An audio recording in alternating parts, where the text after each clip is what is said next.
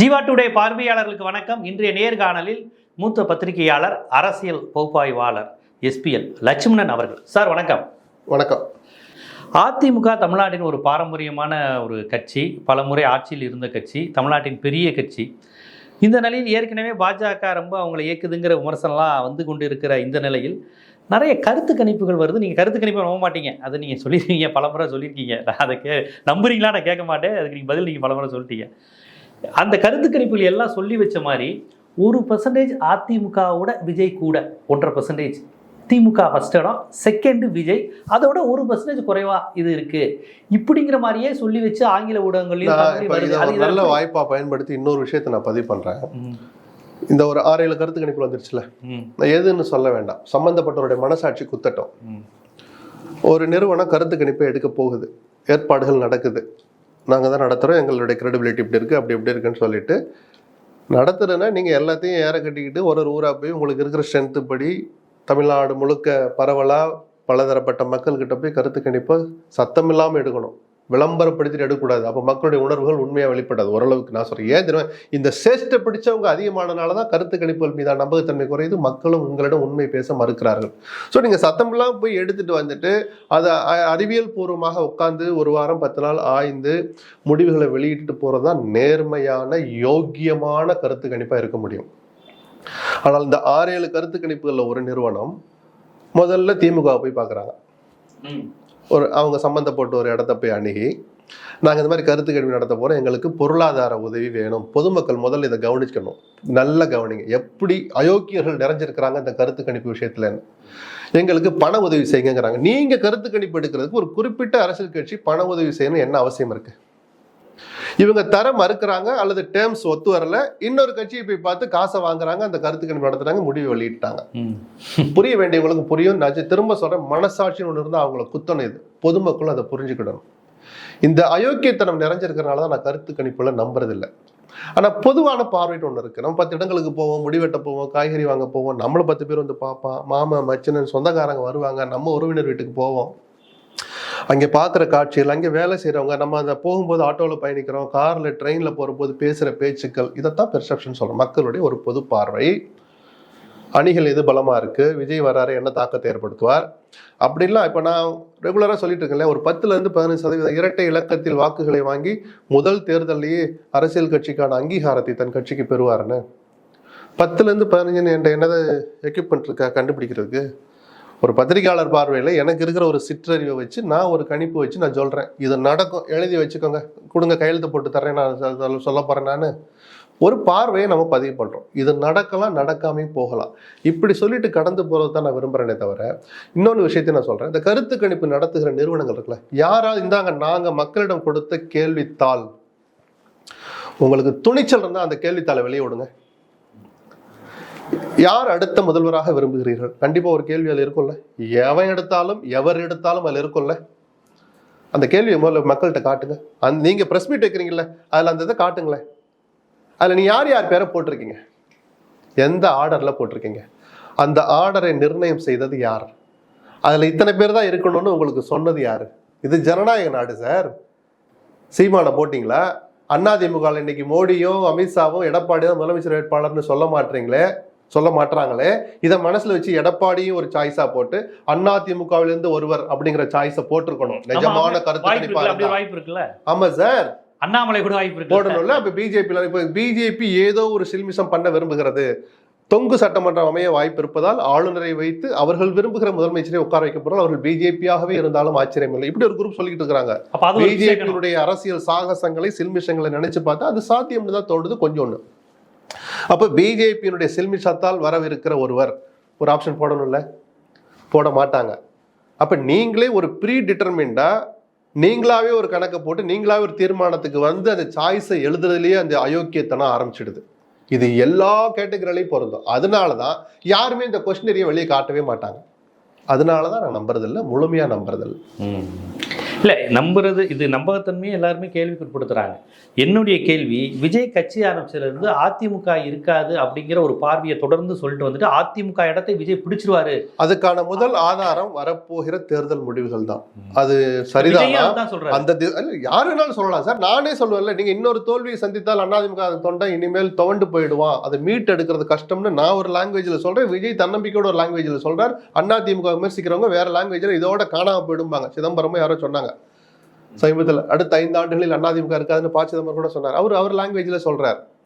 விஷயம் என்ன, அந்த ரிசல்ட் வரட்டும். ஆஹா, அப்ப நம்ம எல்லாம் சொன்னதெல்லாம் இதை நோக்கி தான் பயணிக்குதுன்னு ஒரு முடிவுக்கு அப்பதான் வர முடியுமே தவிர, இப்பவே சாப விடுற மாதிரியோ தீர்ப்பு சொல்ற மாதிரியோ எல்லாம் அதிமுக காணாம சொல்றதுல எனக்கு உடன்பாடு இல்லை. அந்த கட்சி பலவீனப்பட்டிருக்கு, முட்டி மோதி ஒரு வலுவான அணியை அமைச்சிருக்கிறாங்க. வீழ்த்துவதற்கு போதாது, இன்னும் யாராவது வரணும்னு அந்த பார்வையோட நிறுத்திக்கலாமே தவிர, தீர்ப்பை சொல்வது எனக்கு உடன்பாடு இல்லாதது. அதிமுக இந்த தேர்தலோட காணாம போயிடும். இல்லை அப்படித்தானே அந்த கருத்து கணிப்புல இருந்து எல்லாருமே பதிவு சார். ஒரு கட்சியினுடைய மிக பிரதான தலைவர் மறைகிற போது பொதுவாகவே இது மாதிரியான விஷயங்கள் குழப்பம்தான். நான் சொல்லட்டுமா, ஜெயலலிதாவும் கலைஞரும் மறைஞ்சிட்டாங்க. கலைஞர் மறைஞ்சு ஜெயலலிதா உயிரோடு இருந்திருந்தா திமுக இன்றைக்கு இந்த வடிவத்தில் இருக்குமா? 2 பேரும் மறைஞ்சதுனாலதான் அதுல யார் நல்ல ஆளுமை திறமையானவர் அல்லது அனுபவம் வாய்ந்தவர், யாரு கையில அந்த மாநிலத்தை கொடுக்கலான்னு ஸ்டாலின் கையில் நம்பிக்கை வச்சு மக்கள் அதை கொடுக்குறாங்க. நான் சொல்ல புரியுதுங்களா சார்? இங்க ஜெயலலிதாவும் இருந்திருந்தாங்கன்னா இந்த இவ்வளவு சுலபமா ஸ்டாலின் கிட்ட இது வாய்க்கப்பட்டிருக்காது. இந்த ஆட்சி வாய்ப்போ இவ்வளவு வலுவான அணி அமைக்கிற வாய்ப்பு ஜெயலலிதா விடுவாங்களா? இந்நேரம் அங்கே எங்கே போட்டு திருப்பி மக்கள் நல கூட்டணி 2 இந்நேரம் உருவாயிருக்கும் சார்.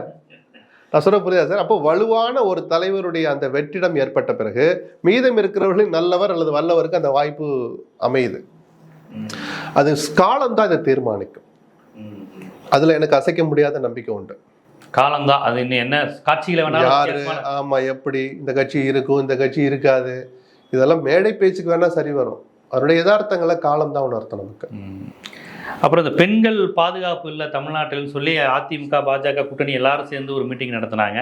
அந்த மீட்டிங்லேயே மரியாதைக்குரிய முன்னாள் அமைச்சர் CV சண்முகம் பேசிய பேச்சு சர்ச்சையாச்சு. இல்லை, நியாயமற்ற, அது எந்த வகையிலும் ஏற்றுக்கொள்ள முடியாத பேச்சு தான். நீங்கள் தனி அறைக்குள்ளேயே யாராவது இருக்கானான்னு பார்த்துக்கப்பான்னு சொல்லிட்டு பயந்து பேசுகிற காலத்தில் அந்த அளவுக்கு மீடியாக்கள், அது மட்டும் கேட்கிற கருவிகள் அல்லது நேர்மையற்ற நம்பகமற்ற மனிதர்கள் பெருகிவிட்ட இந்த காலத்தில் தனி அறையில் பேசுவது கூட ஆபத்துன்னு இருக்கிற அந்த சூழல்ல ஒரு பொது மேடையில் யாருக்காக குரல் கொடுக்கறதுக்கு நீங்கள் அந்த போராட்டத்தை நடத்துறீங்களோ அவர்களையே அவமானப்படுத்துகிற மாதிரி நண்பர்கள் கூட, நான் திருப்பி சொல்கிறேன், தனிப்பட்ட முறையில் கூட பேசிக்குமே என்னடா அப்படின்னு யோசிச்சு பேசுகிற விஷயத்தை இப்படி மைக்கில் பேசுறது துரதிருஷ்டவசமானதான். வேற என்ன சொல்கிறது? கட்டுப்பாடு தேவை, எல்லோருக்குமே தேவை. இதை மென்மையானாலாம் நான் சொல்லலை. வேற என்ன பண்ண முடியும்? சட்டையை பிடிச்சி சொல்லிக்க முடியுமா? யாராவது கேஸ் போடுவாங்க. நேற்று நான் பேசினது தவறுதான்னு அவர் வருத்தம் தெரிவிச்சிட்டார்.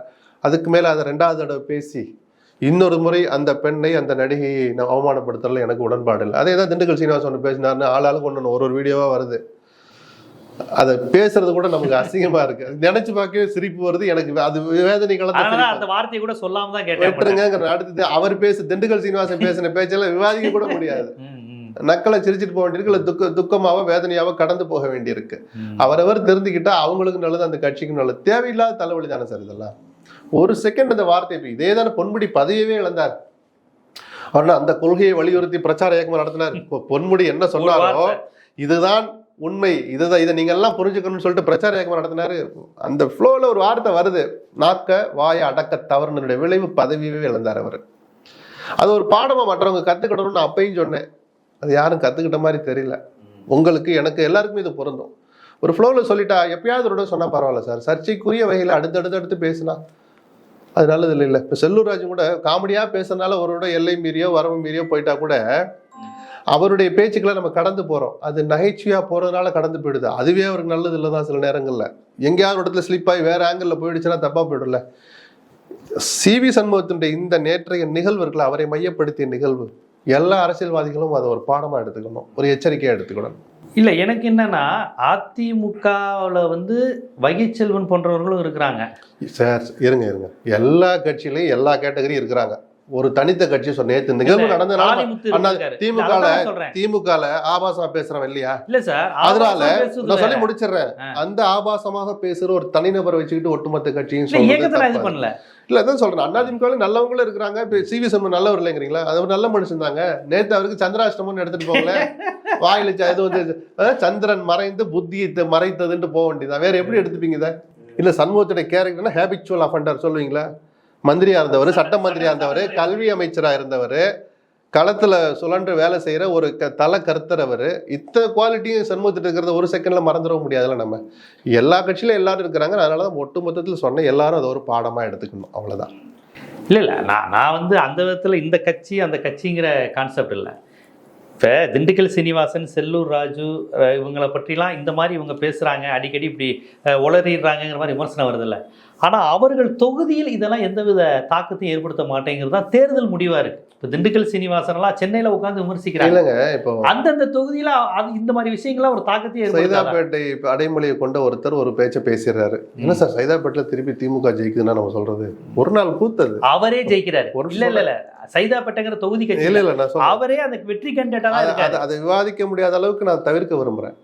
நீங்க சொன்ன விஷயம் அது இல்லை, அதை விட்டுருவோம்.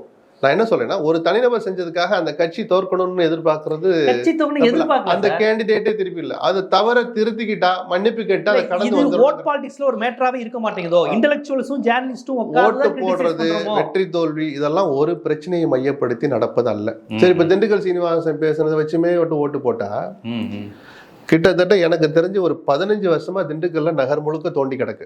அதிமுக ஆட்சியினுடைய தொடக்கத்தில் தோண்டப்பட்ட குழி இன்னைக்கு வரைக்கும் மூடல, பாதாள சாக்கடை திட்டத்துக்கு.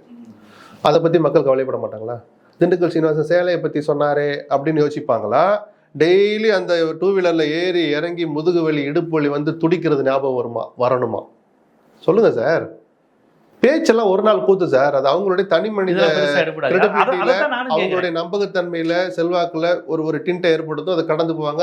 அரசியல்வாதி தனக்கே ஒரு பாணியில தொடச்சு போட்டு போயிடுவாங்க.